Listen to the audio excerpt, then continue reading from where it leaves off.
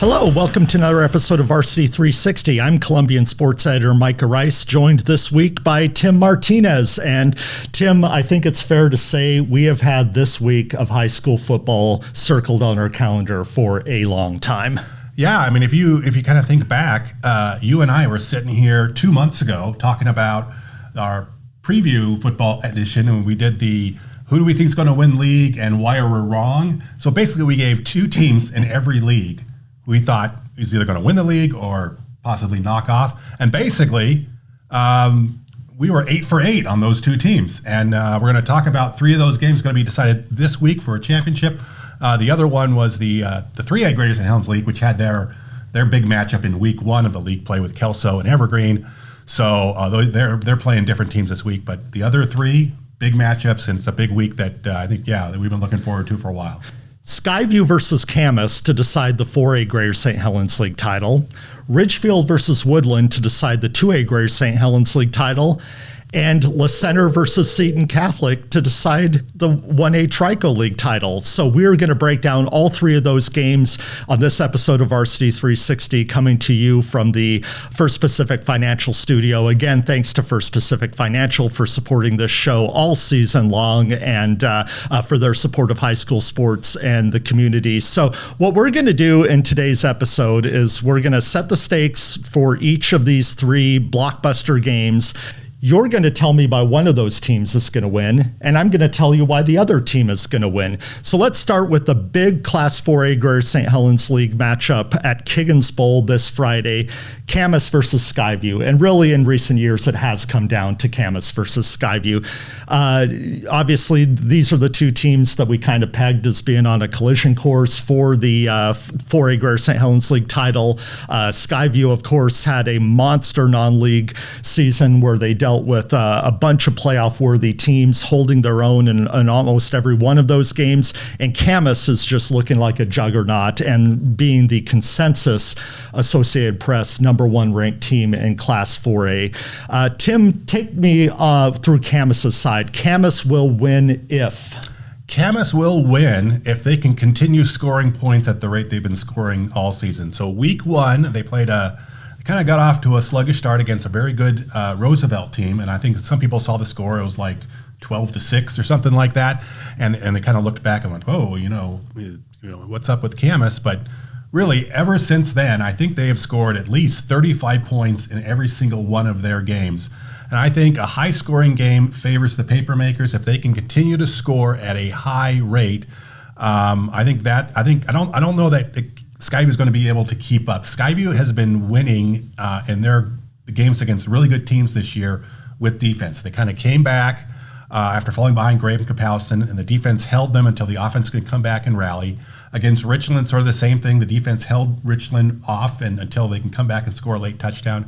And even against a loss against Decatur, Decatur scored an interception return on the first series of the game.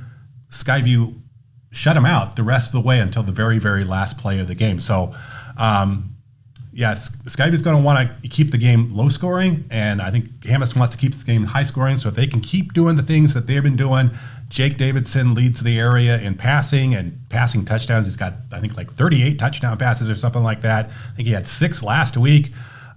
They keep doing that. I think they're going to be really, really tough to beat.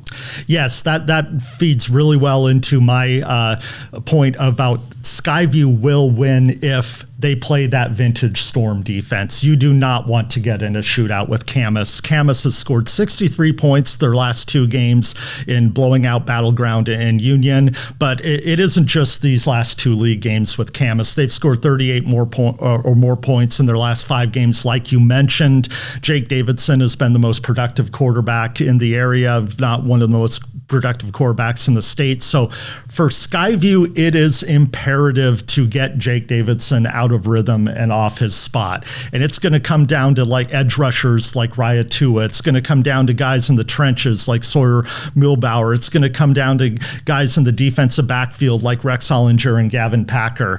How are those guys going to be able to disrupt this Papermakers offense that has just been in such a flow? And I think it's going to come down to those individual 6-7 second battles that decide the fate of each play. Yeah, it should be a really great game. I think the weather this fall has been good. I think most teams are used to playing in dry conditions. We only had a couple of games where, there was some precipitation. It's supposed to be kind of soggy this week. Whether or not it's going to be, downpouring, soaking rain or not, we don't know. But I think the Storm would like to see maybe some rain, maybe some weather thrown in there. Maybe that'll help slow up the paper makers. A storm for the Storm. There you go. All right. Okay, let's move on to this monster 2A Greater St. Helens League game between Ridgefield and Woodland. And like last year, it comes down to week 9 between the Beavers and the Spudders with the league title on the line. Last year, it was Woodland, of course, riding the great performance by Elijah Anderson to a league title. Ridgefield, they talked about coming to the season wanting to be a team that kind of got over the hump, and they have done that so far, winning all 8 games coming into week 9. Tim, Ridgefield will win if? For me, it's really simple. If they stop Elijah Anderson. He has been putting up some really great numbers, rushing the ball, and he's been effective throwing the ball. I had 2 touchdown passes last week. Really, I think Scott Rice is probably spending a lot of his time this week looking at the week 2 film against Le Center, because I was looking at the stats for Elijah Anderson this week after inputting some stats into our database, and I noticed that he had 17 carries for 5 yards against Le Center, and I thought, was that a goof? Let me go check that back, and yeah, 17 carries for 5 yards. And that's the reason why the Beavers lost to Le Center, and they were shut out by Le Center. So if you can contain Elijah Anderson and make them do things that they don't want to do, I think that's the thing that'll carry the Spudders to the victory on this Friday. And I know I talked a little bit with Scott Rice last week, and he was talking about how last week's game was probably one of the more frustrating games that he had ever been a part of, that they felt like they had the game, they were in position to win, and then they just let it get away there at the end. So it's something that's been eating at the Spudders for the last year, and now they get a chance to put that in the memory books and go on and try to finish off this 9-0 season. Well, what's funny about Ridgefield and Woodland is they've really taken care of business handily in the 2A Greater St. Helens League, with the exception of each of them had one scare by Hawkinson. Hawkinson lost by 3 points. Of course, Hawkinson only has 1 win this year, but a team that I think everyone agrees is better than their 1-7 record. But they put a scare, losing by only 3 points to both Ridgefield and Woodland. So I don't know how much you can take from that, but what we can take from the season stats has been the dominance of Elijah Anderson. He has 18 rushing TDs, which is number 2 in the area, and 986 yards rushing. So he'll, unless he gets shut down like Le Center did, he'll crack the 1,000-yard barrier. But for me, it's the other side of the ball. Woodland will win if their defense, which is really physical up front, can stop Ridgefield's rushing attack. Ridgefield, obviously, they've shown a lot of balance on offense, but where I think they've been most effective is relying on someone like Clyde Stevens, who has almost 800 yards rushing, to really power that offense and set the tone up front for the Spudders. So if Woodland's defense, which returns every starter on that side of the ball, has a lot of talent up front, if they can shut down Ridgefield's run game, I think that sets things up really well for the Beavers. Yeah, looking at both these two teams, they kind of have the same MO. They want to control the line of scrimmage, they want to run the ball, they want to control the time of possession, and they want to play really good defense. And so, yeah, I think it's just going to be just a great battle. Probably a lower scoring game, and just two great defenses going at it. And it's kind of like probably going to switch on a turnover, like a big turnover plays, big defensive play.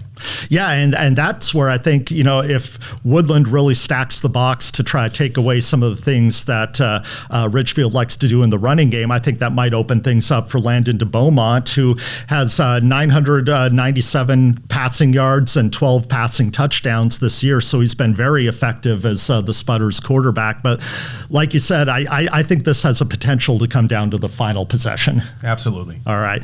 Well, let's go on to the big Trico League matchup, the one that we've been talking about literally all season. And for Seton Catholic and La Center, neither team is disappointed this year.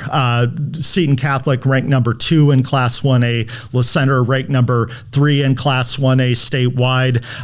It came down to the wire last year with La Center winning on the final drive to take the Tri-Co League title. It very well could this year, up on the natural grass with a huge crowd expected up at La Center. Tim, why will Seton Catholic win? I think Seton Catholic wins if they keep the foot on the gas. I think looking back to last year's matchup over at Seton Catholic, it was one of their lower scoring games that they played. I think it was 14-13. La Center won 14-13. And I really think last year that Seton went into that game as kind of the underdog or the upstart kind of program to this, long-running successful La Center team that had a lot of, size and strength up front. But it was actually Seton Catholic that got the jump on them, and they were up like 13-0. And it was one of those kind of games, like a soccer game that you see that's 1-0, but it's so one-sided. That's what it kind of felt like. Like Seton was in control, but La Center's defense got a couple turnovers. They were able to convert and score a late touchdown to take the lead, and then they stopped Seton on a last-minute drive to try to reclaim the lead.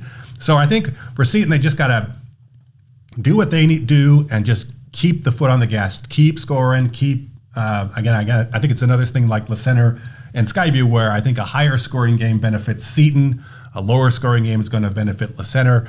Again, the weather could come into a factor. It is on natural grass. If it's slippery and slick and people can't catch the ball or hold on to the ball, it could be an issue. One stat that strikes out to me too with Seton Catholic, and I was looking at the stats of the database, is Colton Gesser, Seton Catholic's quarterback, has 0 rushing attempts this year. And if you know anything about stats in football, if you get sacked, that's a rushing attempt, yes. Right? It's 1 carry for minus 10 yards or whatever the sack is. So he's not been sacked, but not only has he not been sacked, he's not been pressured in a situation where he's got to flush out and scramble for something. He's never had to do that. So they get the ball out quickly. They make quick reads. They just do everything well on offense, and their defense has been playing very well as well. So just kind of keep the foot on the gas and keep moving. What's going to keep the Cougars. Well, like you said, no team this season has been able to stop that Seton Catholic offense, and that's why I say La Center will win if they use their running game to control the tempo and keep that ball away from Seton Catholic.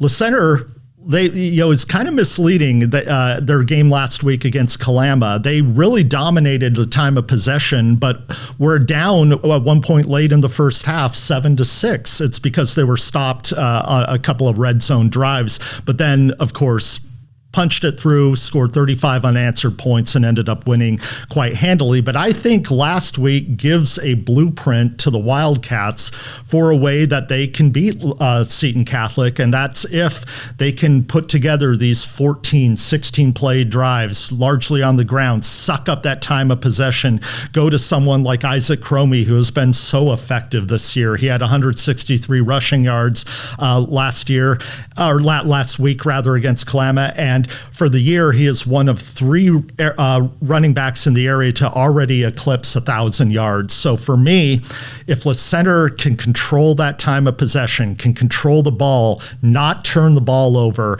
put those long, sustained drives together, rely on the overall athleticism with a quarterback like Wyatt Iceland, who can be a dual threat like that. That gives the Wildcats an opening and keeps that defense rested and ready to go against that high-powered Seton offense. Yeah, I think it's just going to be a great night of football up at La Center. It's really one of my favorite venues.